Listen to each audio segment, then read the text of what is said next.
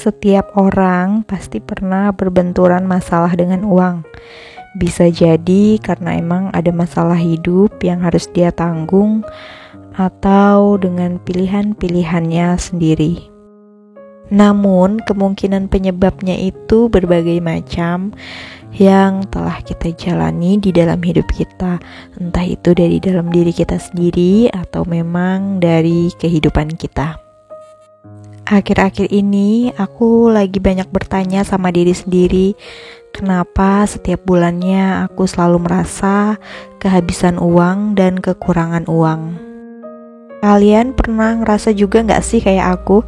Setelah akhir bulan kita merasa kok uangnya gak cukup ya, kok cuma segini ya, padahal bulan-bulan kemarin juga gaji yang kita terima itu nominalnya tetap sama. Ternyata setelah aku lihat di buku budgeting dan juga aku lihat pengeluaran-pengeluaran dan juga pemasukan kita itu sebenarnya sama seperti bulan-bulan kemarin, cuman ada sedikit pengeluaran modal itu yang tidak terduga. Jadi budgeting yang harusnya untuk membeli keperluan lain kita gunakan untuk modal dulu. Dan juga setelah itu kita terlalu membeli barang yang sebenarnya kita tidak butuhkan banget. Nah, pada saat itu sebenarnya ada acara kondangan, acara pernikahan dari salah satu kerabat dan keluarga. Nah, di situ kita belum mempunyai persiapan seperti kado, kondangan, dan juga baju gitu. Jadi di situ aku habiskan sedikit banyak uang untuk membeli barang yang belum kita punya. Dan pada saat itu kebetulan sekali make up aku semuanya habis dan aku harus mempersiapkan juga untuk make up. Jadi aku gunakan banyak uang juga untuk membeli make up. Pada akhirnya uang yang sebenarnya harus kita gunakan untuk keperluan, jadi kita geser untuk membeli barang-barang tersebut. Lalu di akhir bulan kita mengalami kesulitan mengatur uang, jadi sedikit kekurangan untuk membeli barang yang kita perlukan.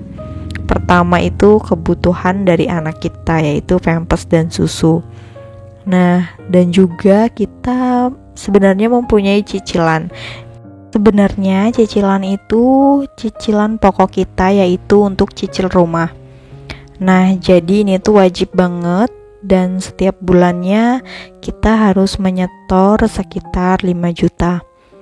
Jadi menurut aku itu cicilannya gak sehat karena cicilannya 50% itu dari gaji. Jadi kalau 50% dari gaji, dari penghasilan itu tidak sehat karena 50% itu untuk biaya hidup, menurut aku itu sangat ngepres. Nah, pada akhirnya setelah bulan itu habis 1 bulan, kita lanjut ke bulan berikutnya, kita mendapatkan lagi gaji dari suami, lalu kita tombok untuk keperluan. Yang uang yang tadinya untuk kita bayar cicilan malah kita pakai untuk keperluan lainnya. Jadi kita tombok dari uang yang lain. Nah, sebulan berlalu kita nombok cicil.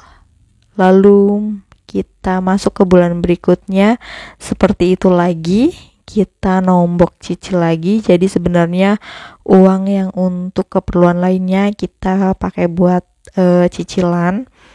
Jadi selama beberapa bulan kita mengalami seperti itu, tombok cicil. Jadi selama setiap akhir bulan kita merasa uang kita kok gak cukup, uang kita kok kayaknya segini gitu, kemana? Setelah aku lihat ternyata kita gak sesuai memakai uang untuk keperluan. Jadi misalnya uang itu sebenarnya dipergunakan untuk bayaran cicilan. Jadi kita gunakan untuk yang lainnya dulu. Setelah itu pada saat mau cicilan uangnya belum ada, kita ambil lagi dari simpanan yang buat lainnya lagi. Jadi seperti itu terus sampai pada akhirnya kita itu merasa kekurangan. Jadi menurutku aku itu kurang menghandle dengan keinginan apa yang harus ku beli. Jadi aku itu harus banget beli barang yang harus ku beli itu sekarang. Jadi aku tidak bisa menunda keinginan apa yang harus ku beli. Itu juga sangat menghancurkan keuangan keluarga. Nah, yang kedua itu adalah tentang kenyamanan berhutang. Jadi kita itu merasa nyaman banget dengan hutang sampai-sampai kita selalu tombok. Ketika jatuh tempo, kita tombok, jatuh tempo, kita tombok sampai kita merasa di akhir bulan itu kita merasa kekurangan uang. Dan benar saja kita itu selalu tombok, tombok, dan tombok. Jadi kita merasa uang kita habis di cicilan dan kita tidak menikmati, lalu kita tidak mempunyai tabungan. Jadi buat para ibu rumah tangga, kita harus bijak dalam budgeting rumah tangga karena kita itu yang mengatur keuangan keluarga. Jadi kita harus bisa untuk mengatur semaksimal mungkin apa yang kita perlukan dan keinginan kita yang sebenarnya tidak kita butuhkan. Pengalamanku ini untuk tidak ditiru ya teman-teman, karena pengalaman seperti ini sungguh sangat menghancurkan keuangan rumah tangga.